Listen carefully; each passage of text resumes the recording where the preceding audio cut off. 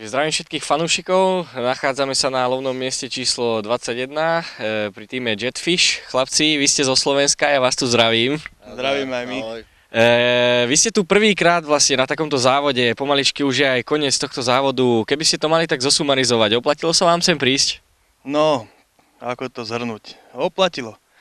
Získali sme nové skúsenosti, u nás takáto voda v podstate nie je, toľko trávy, no pomaly jak na futbalovom ihrisku, ale krásne ryby.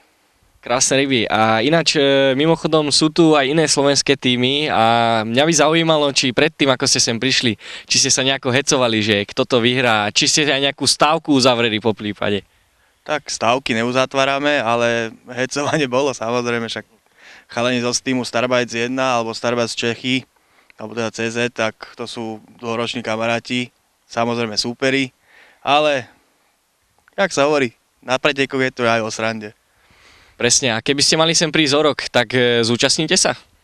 No, máme to v pláne, ešte jednu súťaž by sme chceli z jara skúsiť, tiež v Čechách na štíte, ale ako je to výzva aj pre nás teraz, sme prišli v podstate na to, že ako treba na to ísť, že nie je všetko len v kvalitných gulách, ale treba aj trošku viacej partiklu, čo sme trošku podcenili, ale však o rok zase. Pravda, že ja vám tak držím palce a dúfam, že o rok sa tu vidíme. Ahoj chlapci. Ďakujeme. Čau.